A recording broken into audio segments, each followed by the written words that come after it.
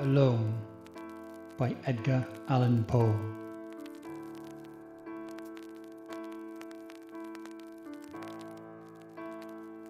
From childhood's hour I have not been as others were, I have not seen as others saw.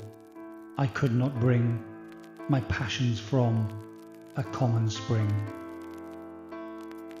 From the same source I have not taken my sorrow. I could not awaken my heart to joy at the same tone. All I loved alone. Then in my childhood, in the dawn of a most stormy life, was drawn from every depth of good and ill the mystery which binds me still.